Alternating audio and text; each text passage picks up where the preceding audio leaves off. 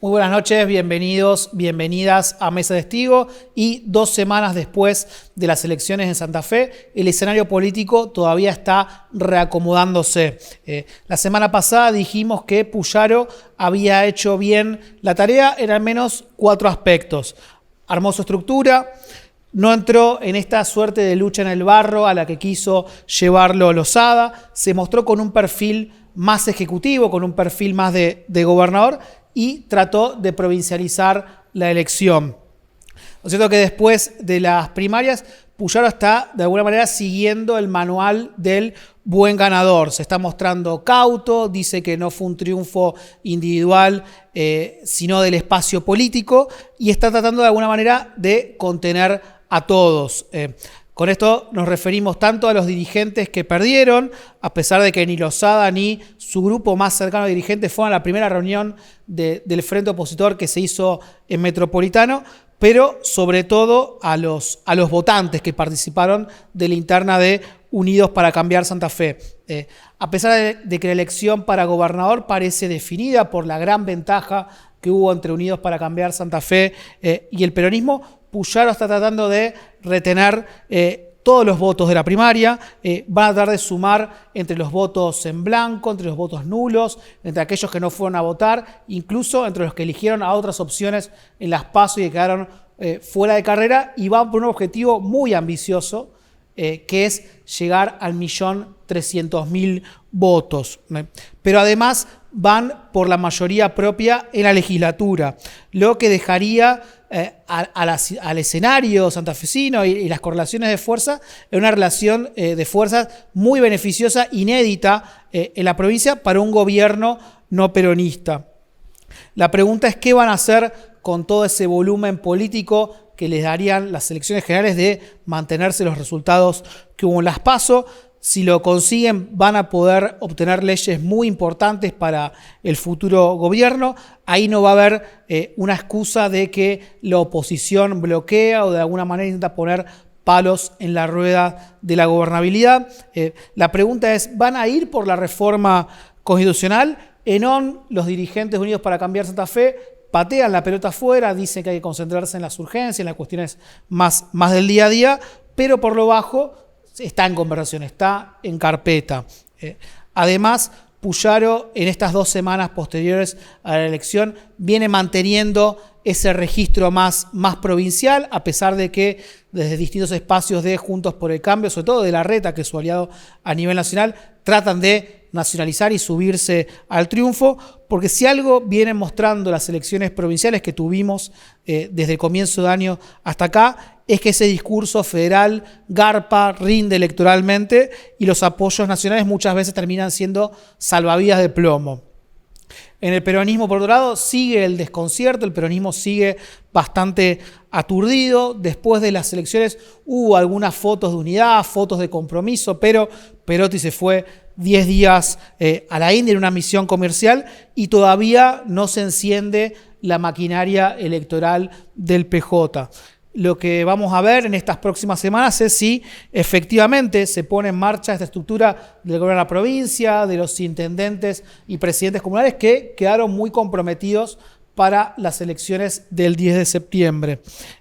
También hay que ver si efectivamente llega financiamiento del gobierno nacional, particularmente de Massa, para una provincia que es muy importante en el tablero nacional del peronismo, y de hecho las PASO en Santa Fe fueron un golpe bastante duro a las aspiraciones presidenciales de Massa, que estaba tratando de mostrarse como un candidato más competitivo o de plantear que las elecciones son competitivas.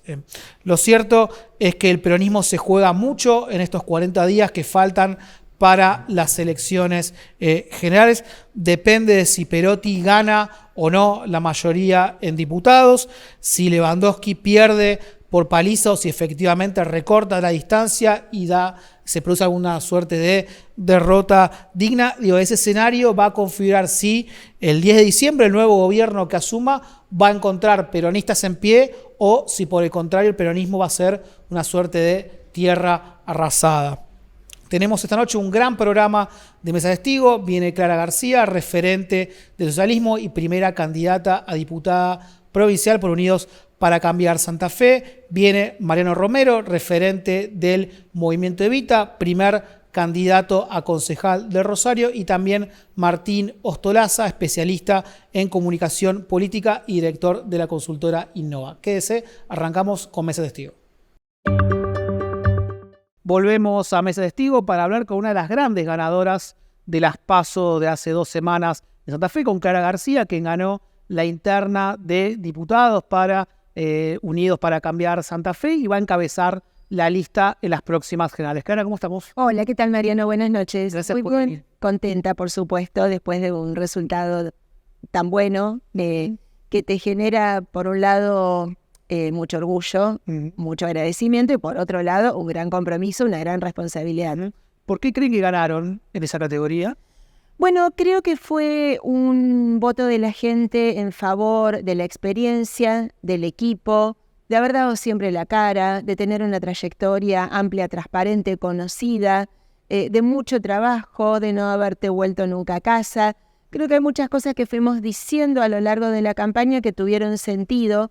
Fundamentalmente hago hincapié en el tema del equipo. Incluso muchos colegas tuyos nos lo decían. Dicen, nosotros hablamos con la tira, la vieja tira de los distintos roles. Dice, y ustedes tienen esto, ¿no? Formar parte de apalancar al otro candidato o candidata, tener una base de un discurso común. Y me parece que eso fue como muy verdadero. Por otro lado, tenías alternativas con mucho peso de candidatos que ya traían bastantes elecciones encima, y por otro lado me refiero a mis contendientes en la categoría de diputados, pero también a nivel a nivel de gobernador, también había una fuerte impronta que había nacionalizado de cierta forma las elecciones, así que no era fácil, por eso es que, como digo, más agradecemos, más nos comprometen.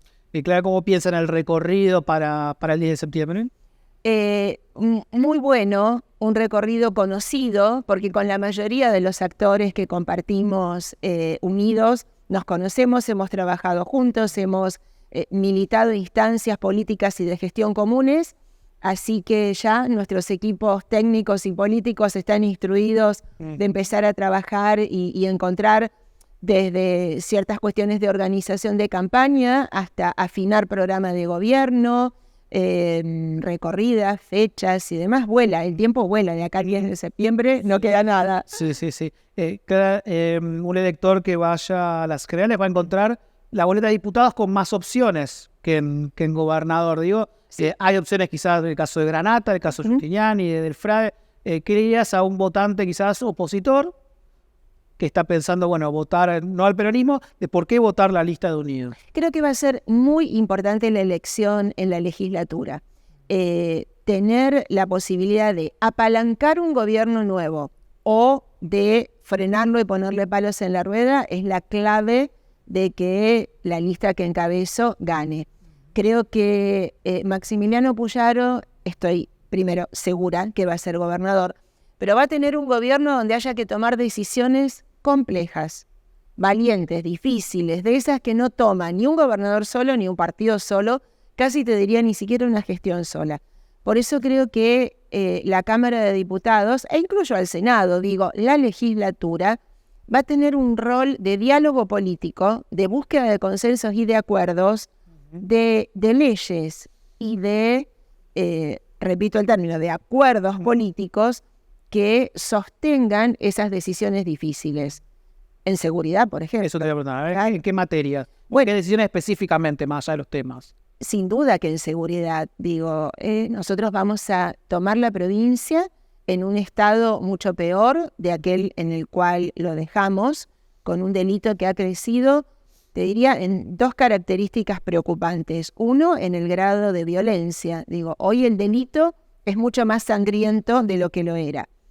Y en el otro, en su organización y en su poderío económico, que también trae consecuencias de ingresar y corromper organizaciones, familias humildes, digo lo que fuera.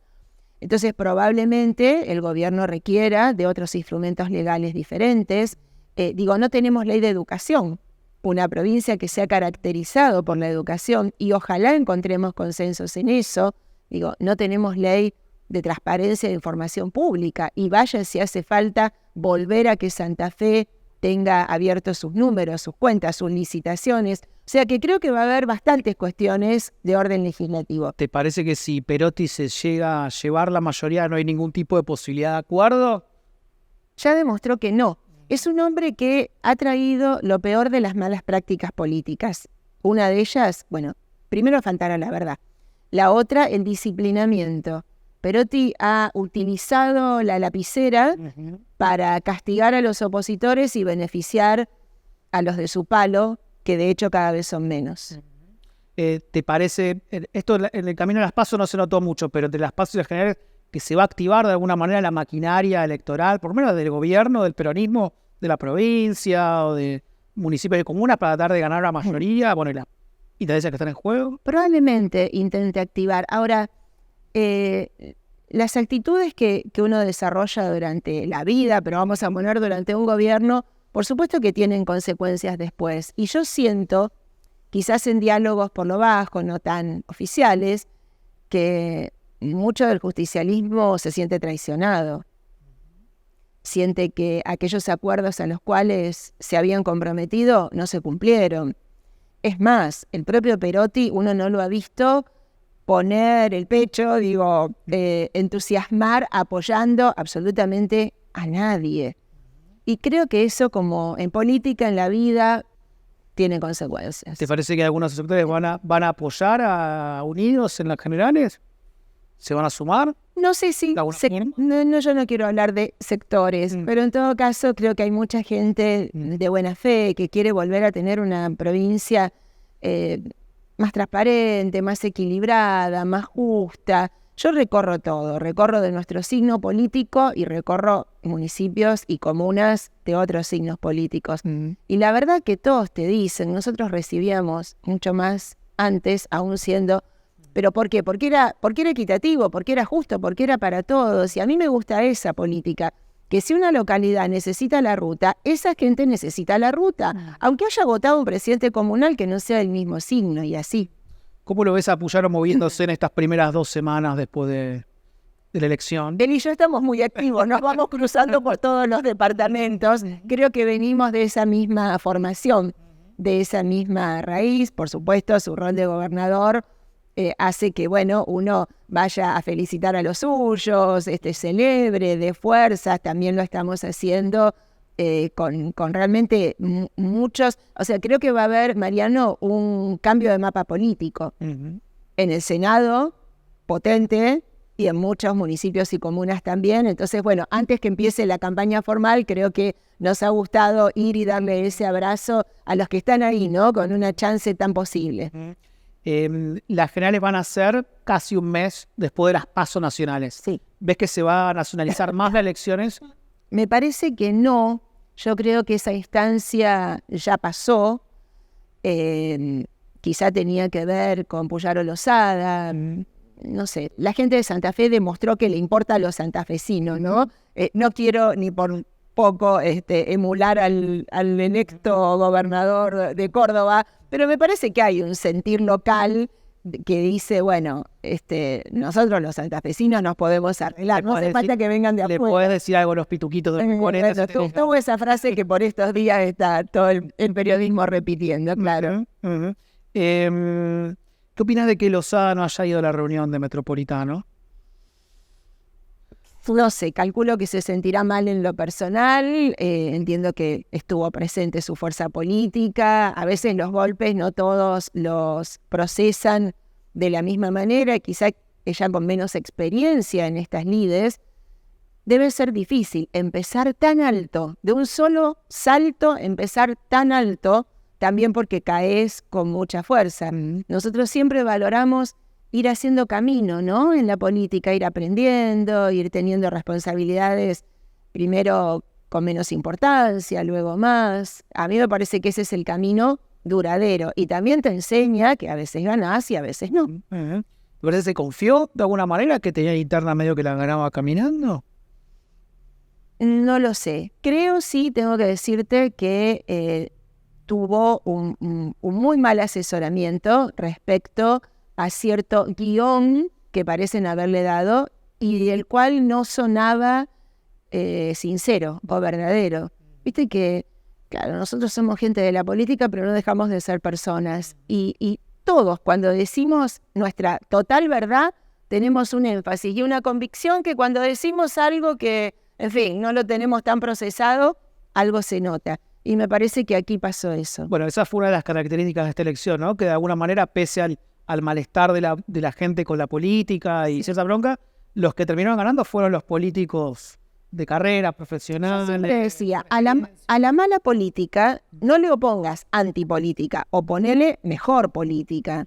Y creo que Puyaro viene de gestiones en las cuales, bueno, por supuesto que con Miguel de gobernador todo era más fácil y yo lo he dicho muchas veces, Miguel como un gran líder sacaba lo mejor de cada uno de los colaboradores, sacaba como la mejor versión.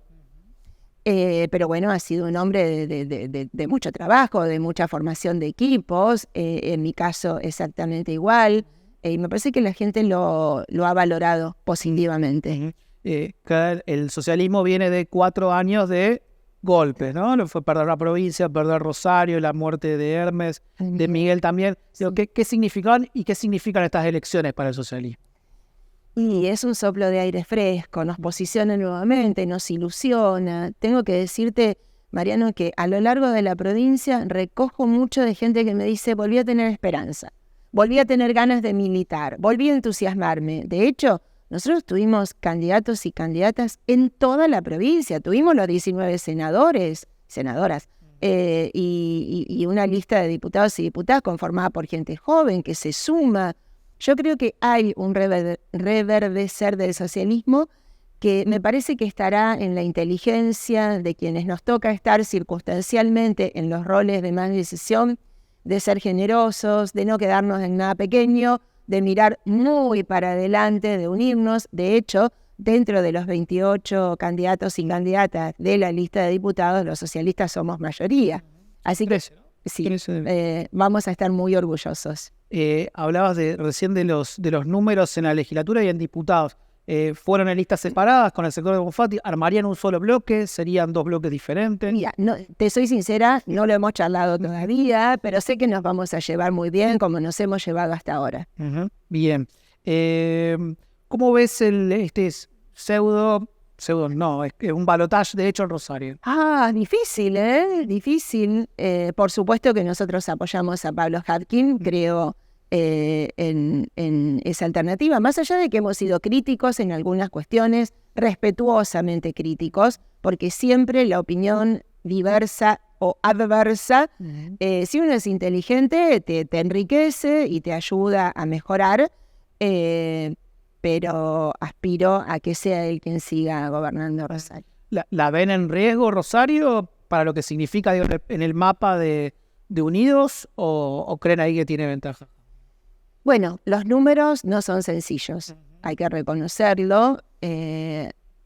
Tampoco me gustan los candidatos que por allí muestran una faceta, pero atrás tienen, por ahí puedo mostrar una faceta de frescura cuando atrás tenés partidos o sectores de partidos enormemente tradicionales. A mí no me da ninguna confianza que Monteverde venga de la mano de Mirabella o de algunos otros políticos que no me gusta cómo actúan. No quiero que el peronismo gane Rosario, aunque se vista de algo fresco. Claro, la última, ustedes a nivel nacional están participando del proyecto de Schiaretti. Sí. ¿Cómo están viendo esa elección que está tan cerca también? Bueno, compleja, el país está en un momento complejo, creo que nadie la tiene segura ni ganada, estamos viviendo algo que quien lo puede mirar de afuera dice esto es muy loco, un país con 140 de inflación, con dólar disparado, con todas las variables en crisis y que pudiera llegar a ser el ministro de Economía un presidente. Y por otro lado, una oposición, la principal, con demasiado choque, demasiada cosa de que en vez de ser adversario parece ser enemigo. Eso me parece que están aprendiendo mal de otros partidos, ¿no? Bueno, nosotros vamos a ir por otra opción y, por supuesto, apoyar a Esteban Paulón como diputado nacional, un militante social súper valorable. Clara, gracias por venir. Gracias, Mariano. Quédense que ya volvemos con más Mesa de Estigo. Volvemos a Mesa de Estigo para hablar con uno de los grandes ganadores de las PASO de hace 2 semanas, con Mariano Romero, referente del Movimiento Evita, que ganó la interna de Juntos Avancemos y va a encabezar justamente la lista de concejales en las generales del 10 de septiembre. Mariano, ¿cómo estamos? Bien, un gusto estar con vos. Lo mismo digo.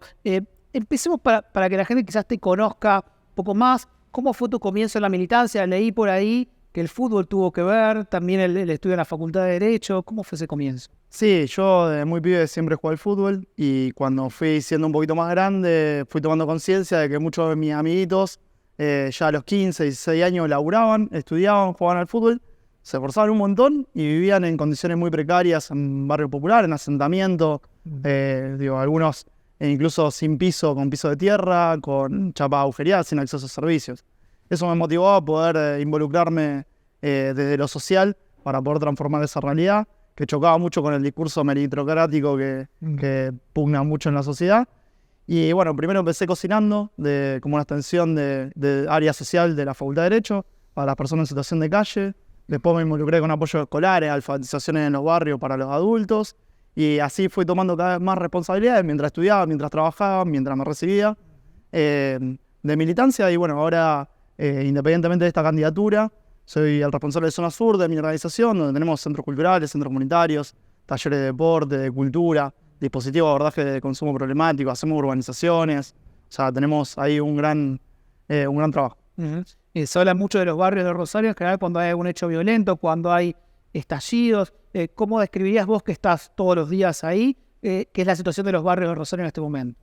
Bueno, tienen dos caras. Tiene una cara que es muy mala, que es violenta, que se ve y hace crisis también en las estadísticas de homicidios. También tiene una cara muy conflictiva, que es el consumo problemático. La falta de acceso al empleo en relación de dependencia, las condiciones de hacinamiento en las que se vive, las viviendas muy precarias, falta de acceso a servicios básicos indispensables. No sé, hay barrios que se abastecen con cubas de agua, que llenan tanques comunitarios y los vecinos tienen que ir para tomar agua, asearse con baldes a una canilla comunitaria. Y también contrasta con una gran organización de la comunidad y una solidaridad muy grande que se vive también en los territorios, en parte por las organizaciones sociales, pero también por la búsqueda de los vecinos, que también se han inventado su propio trabajo al no encontrarlo en el sistema de empleo formal. ¿Te parece que tu triunfo en la interna del peronismo de alguna manera un triunfo de la militancia, de la política, sobre esta política más de los outsiders o de gente que viene de afuera, de las celebrities? Sí, creo que en general todas las categorías, incluso todas las internas, fueron un triunfo de la política, en particular la forma de militancia que nosotros construimos, que muchas veces no tenía eco en términos electorales porque no es una construcción individualista que pone el centro de una figura, sino que son construcciones más colectivas. Envalentona también a toda una generación de pibes y pibas que eligen la vocación de servicio, el compromiso con el otro, como una forma de vida, ¿no? Y eso choca con algo que venía pasando, que el descontento con la realidad social que se vive, en primer lugar, se materializó en el voto a famosos, muchas veces que se marcaban 5 minutos antes de los cierres electorales, en algunos casos. Que eso evidentemente no ha traído buenos resultados y también hace que el electorado busque nuevas propuestas. ¿Tenés pensado ya cuáles van a ser los primeros proyectos que vas a llevar al Consejo? Sí, en realidad, vos tenés dos situaciones. Hay cuestiones que son importantes, centrales, y hay cuestiones que son urgentes. Yo creo que por la realidad que se vive de Rosario, que el municipio pueda implementar los corredores escolares seguros es fundamental. Nosotros no podemos perder más un día de clases, no por paros, sino por balaceras. Y entonces, si no garantizamos algo que siempre está en boca y todos coincidimos en que la educación es tan importante, pero si no podemos garantizar la seguridad de nuestros pibes y nuestras pibas en las escuelas, es muy difícil, ¿no? Eso es urgente y el municipio tiene mucho que ver ahí. Los corredores escolares seguros son intervención del Estado en las zonas de acceso a las escuelas, en los lugares más complejos, con presencia de las áreas de control, con luminaria pública, con erradicación de barrios rurales, con transporte llegando en tiempo y forma a esos lugares, y que me parece que es una iniciativa muy importante, por lo menos en lo urgente. ¿Te parece que el municipio podría haber hecho más con respecto a la seguridad? Porque siempre se le achaca la culpa a la provincia, a la nación, y el municipio dice, bueno, no, nosotros tenemos pocas herramientas. ¿Te parece que se podría haber hecho más en ese sentido? Sí, yo no creo que se podría haber hecho más, sino que se podría haber hecho algo. Si hay algo que definió la gestión de Pablo Hapkin es que no había hecho nada, justamente más allá de una retórica de descansar las culpas del Estado en otros niveles. Y voy a poner un ejemplo que son muy básicos de atribuciones del municipio, ¿no? A nosotros, por ejemplo, nos matan a un compañero en noviembre del año pasado, Ricardo Carrizo, en Villa Manuelita. Desde noviembre del año pasado a la fecha hubo 3 homicidios más en la misma cuadra. Sigue sin tener luminaria pública. Pero no es que no tiene luces LED, no tiene luz. Bueno, vaya si tiene potestad el municipio para intervenir de esa manera, y que creo que son algunos de las intervenciones que tienen mucho que ver con la seguridad. Seguramente de la organización hicieron algún reclamo ante el municipio por esta situación. ¿Qué le responden cuando le plantean esto? No hay respuesta. No hay respuesta. Nosotros también, nuestra participación política, a los que nos acercamos de lo social, también viene de ese lugar. Yo cuando me sumo a militar no me sumo para ocupar un lugar en el Estado. Pero la realidad es que nosotros, construyendo muchas respuestas de afuera del Estado, cuando tocábamos las puertas del Estado no se nos abrían. Entonces decidimos dar esa pelea para poder también estar del otro lado del mostrador y tratar de dar respuesta a los conflictos que sufre nuestro pueblo. Mariano, en poco menos de 2 meses, casi en 40 días, se vio una elección muy importante en Rosario. Juan Monteverde de un lado, Pablo Hapkin del otro. Ustedes claramente apoyan a Monteverde. ¿Por qué votarlo a él en estas elecciones que se vienen? Bueno, Juan viene de un trabajo militante muy similar a nosotros. La historia que yo te puedo contar, seguramente con matices y diferencias propias de las particularidades de cada uno, te la podría estar contando él acerca de su trayectoria de militancia. Pero además hay detrás una planificación, hay detrás un saber qué es lo que hay que hacer, y hay detrás un empuje de tratar de romper todas las barreras que impiden transformar la realidad de una nueva generación que no tiene ninguna vinculación con aquellos que nos han llevado a la realidad que está actual. Y del otro lado, ¿no? Mientras tenemos ese cambio transformador de un lado, del otro lado tenemos la continuidad de un modelo que ha hecho crisis, que nos ha llevado a la realidad que tenemos. Pablo Hapkin es el mayor exponente del derrotero que ha seguido el gobierno municipal y que ha tenido en un estado catastrófico en estos últimos 4 años. En ese eslogan de Rosario sin miedo, uno de los miedos a vencer es justamente el miedo al cambio, quizás gente que quiere algo nuevo pero le tiene miedo a eso desconocido que vendría a gobernar. No sé. Sí, por supuesto, tiene varias interpretaciones. Sin lugar a dudas hay un miedo que es un sentimiento social generalizado por la violencia que se vive en la ciudad, pero también hay un miedo de la política a traspasar barreras, a romper con el status quo, a animarse a intentar algo diferente. Me parece que viene por ese lado también. Bien. ¿Te parece que se viene una renovación generacional en el peronismo, por lo menos al rosarino, de la provincia? Sí, por ejemplo, lo que nos sucedió con nuestro listado en las PASOs, Un Futuro Sin Miedo, en las 5 categorías, éramos los candidatos más jóvenes. Por ejemplo, Lucila de Ponti en la lista de diputados ha hecho una excelente elección. Tenía 20 años menos su lista en promedio que la lista oficial. En mi caso era el candidato más joven de la interna del peronismo. No sé si no el más joven de todos los que había, o por lo menos de los que quedaron para las generales.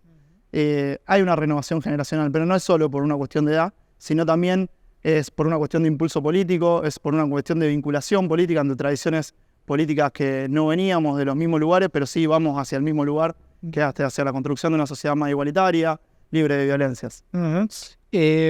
Mariano, como militante, referente del peronismo, ya Rosario te estás convirtiendo en eso por la elección que hiciste. ¿Qué te parece que significaron los gobiernos de Alberto y de Perotti? Bueno, evidentemente no han logrado los objetivos que tenían, ¿no? Obviamente todos los gobiernos de estos últimos años lo podemos matizar en el contexto de, pandemia, crisis con inflación mundial de la guerra de Rusia-Ucrania, la deuda del Fondo Monetario Internacional, la sequía en un país que no ha transformado su matriz agroexportadora, y con eso con la necesidad de divisas. Ahora, eso no es una excusa, y creo que aún contra viento y marea los gobiernos tienen muchísimo para torcer esa realidad macroeconómica o esas condiciones internacionales desfavorables. ¿Qué se le dice a un votante, hasta inclusive un simpatizante, un militante peronista decepcionado con estos gobiernos, de por qué participar en las PASO que se vienen ahora dentro muy pocas semanas. Que se viene un nuevo peronismo. Se viene un nuevo peronismo, una nueva generación del peronismo de campo nacional y popular, muchísimo más amplia y con muchísima más vocación de transformar la realidad, ¿no? Creo que estamos viviendo un cambio de época en la política donde las referencias nacionales van teniendo un arraigo con el pasado mucho más grande. Digo, la expresión de Bullrich y de Larreta, por ejemplo, grandes responsables del 2001, es un ejemplo en ese sentido. Y creo que en el peronismo también va a haber un recambio generacional y un impulso transformador que es lo que necesitamos para brindar aquello que en definitiva es el peronismo, digamos, una patria justa, libre y soberana. En Rosario, también en la provincia, pero en Rosario se notó mucho ausentismo, también voto en blanco, nulo. ¿Preocupa eso? ¿Qué reflexión tenés sobre eso? Sí, el voto nulo es propio del sistema electoral que tenemos. Siempre tiene muchísimo más voto nulo que todos los demás sistemas electorales. De todos modos, hay un descontento social que se plasma en no ir a votar, a la voluntad de...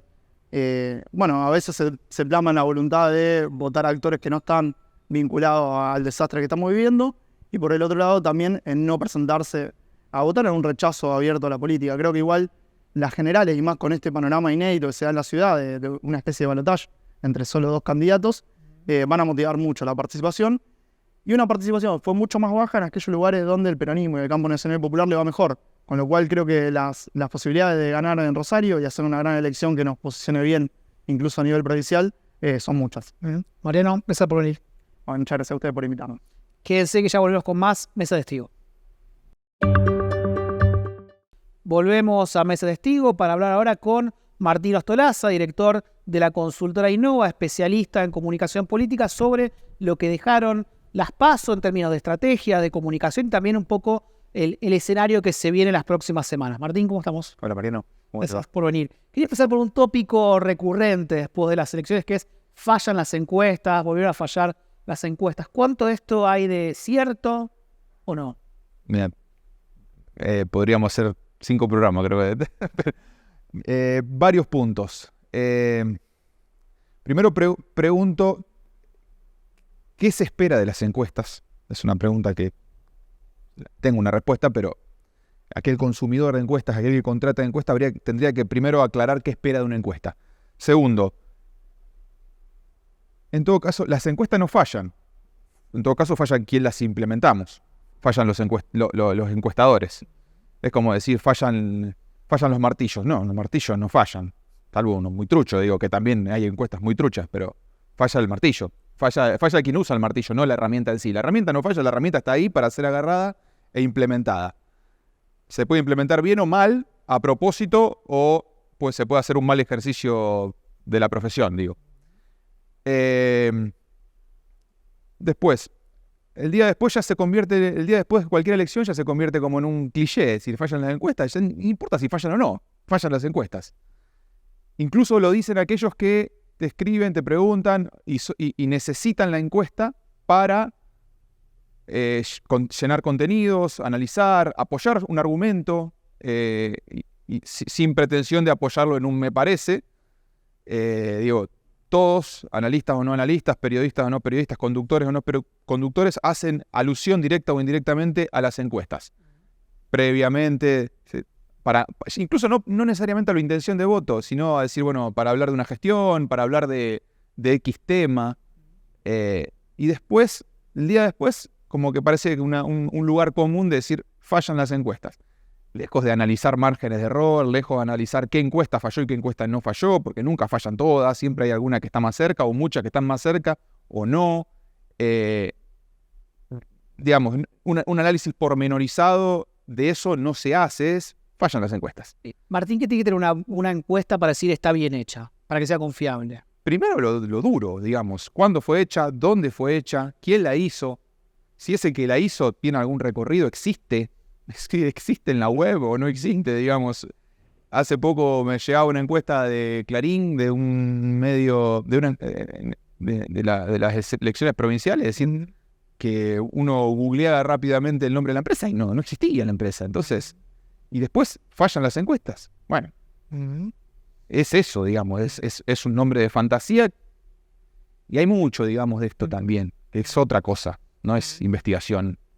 Tiene que tener cantidad de casos, digamos, la ficha técnica, digamos, una ficha técnica que que también se puede mentir, digo, se puede falsear. Pero bueno, si uno ve la ficha técnica, ve quién la hizo, ve si ese que la hizo le pone la cara, la defiende o no la defiende, etcétera, etcétera. Es una cosa, si eso no sucede, es otra. Así todo, se puede hacer todo eso bien, digamos, con honestidad profesional y después estar más cerca o menos cerca de una encuesta. Y después, perdón la pasión, pero digo, después hay otra cosa, que lo discutía con una periodista de La Nación. Uno hace una encuesta, supongamos un mes antes de la elección. Pues hay una campaña.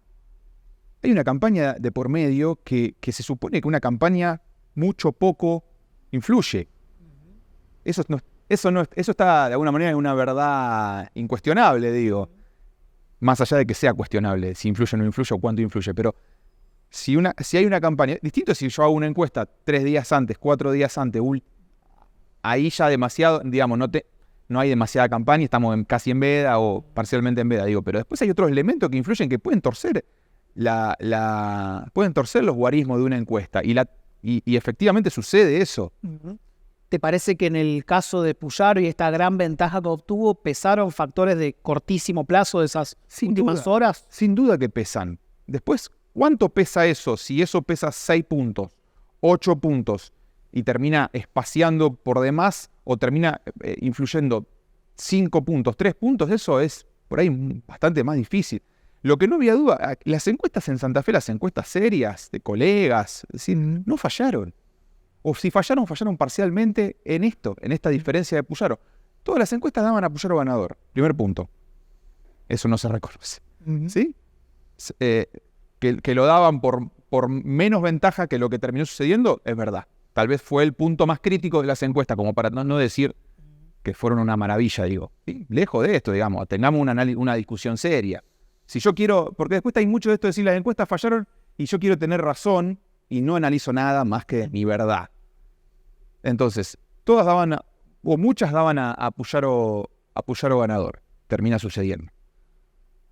Muchas, todas daban a Fey tercera. Termina sucediendo. Muchas daban, o todas daban, durante muchísimo tiempo, que Lewandowski era el candidato que mejor medía, que Lewandowski era el candidato que iba a ganar la interna por diferencia. Termina sucediendo. Todas daban bastante poco potencial de los 3 candidatos internos de Lewandowski. Ninguna podía preestablecer, porque era todo muy parejo, quién iba a terminar cediendo segundo, tercero o cuarto, digamos. Podía pasar cualquier cosa en ese ranking.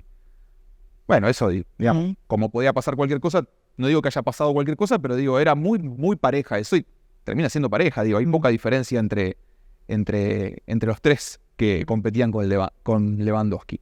Todos los otros candidatos por fuera de esos 2 grandes frentes medían nada, salvo una encuesta de Nacional que daba al candidato de Viva la Libertad como con 11, bueno, eso sí es un error, está claro.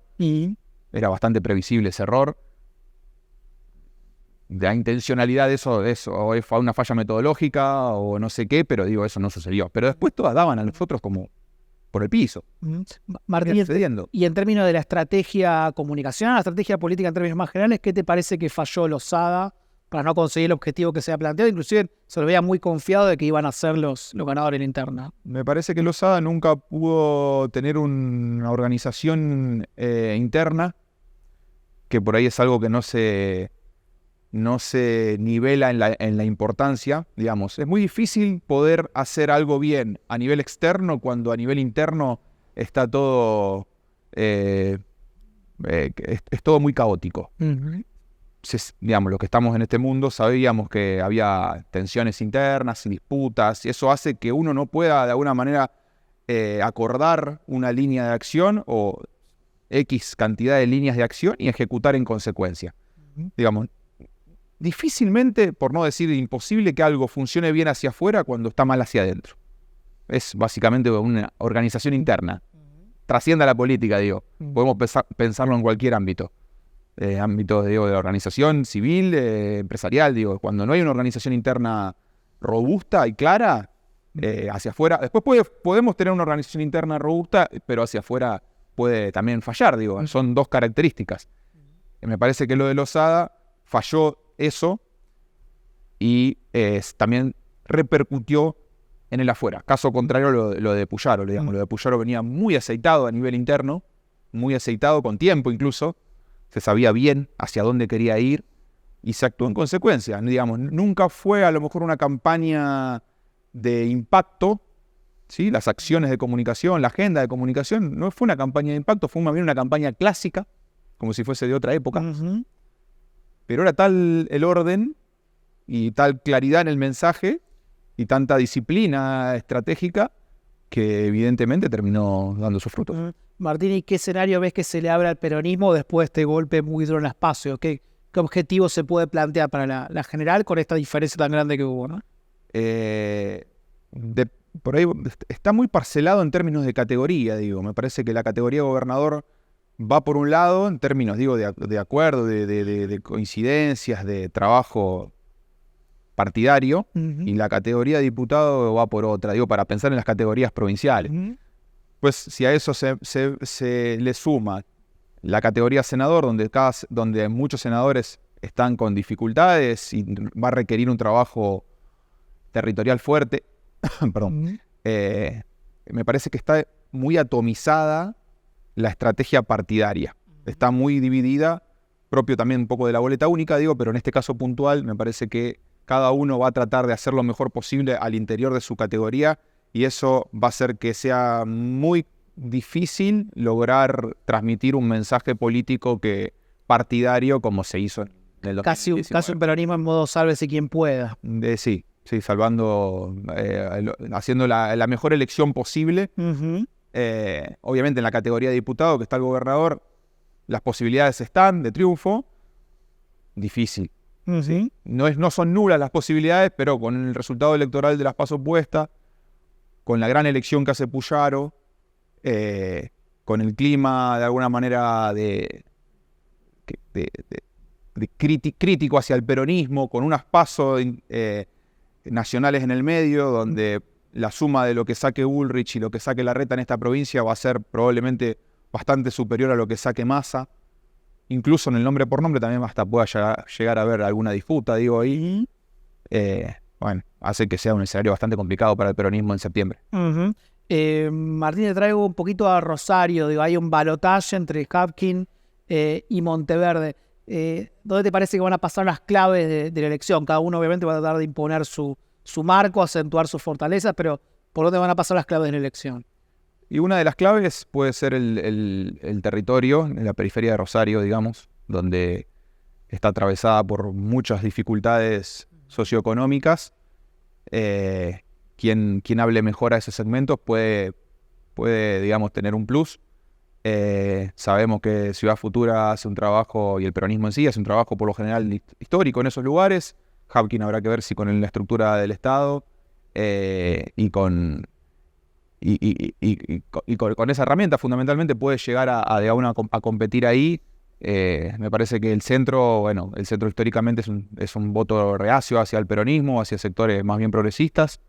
Entonces puede haber una cuestión ahí, una clave, y después, bueno, en términos de frentes, Unidos le sacó casi 15 puntos de diferencia a Juntos Avancemos. Hapkin es el candidato más votado en la categoría, digamos. La elección, salvo, digamos,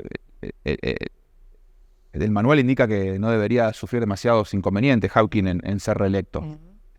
Caso contrario sería un batacazo, digamos. Martín, te hago la última. De lo que viste hasta acá de la campaña, ¿viste algo novedoso, algo que te haya llamado la atención? ¿Alguna innovación o no? No, tal vez más que innovación, lo novedoso puede haber sido la disciplina estratégica y temática de Puyaro. No como novedad, sino como un ejercicio clásico, pero que no siempre es fácil de lograr. En comunicación, por ahí los que logran alguna novedad, porque toman algún riesgo, porque tratan de correrse de algún manual, es Ciudad Futura también. Eso siempre genera alguna cuestión más atractiva en estrictamente comunicacional. Después hubo mucho de mensaje antipolítica. Es como que evidentemente había una tentación ahí de atacar a la política desde la política, con mensajes incluso políticamente incorrectos. Digo, pensaban Busato el chamullero, Lifchit el basta de boludeces, si no me equivoco, digamos, ahí como mensajes en el afán de captar Lozada misma, en el afán de captar la atención, se corrió ahí alguna línea, línea en términos de lo políticamente correcto o de lo clásico. Eso por ahí podrían ser algunos elementos. Martín, gracias por venir. Llegamos al final de Mesa de Testigos de esta noche. Hablamos con Clara García, candidata a diputada provincial por Unidos para Cambiar Santa Fe. También con Mariano Romero, referente del movimiento Evita, candidato a concejal de Rosario por el peronismo. Y con Martín Ostolaza, especialista en comunicación política y director de la consultora Innova. Recuerden seguirnos en nuestras redes, @Mesa de Testigo. Nos reencontramos la semana que viene por la pantalla de Somos. Chau.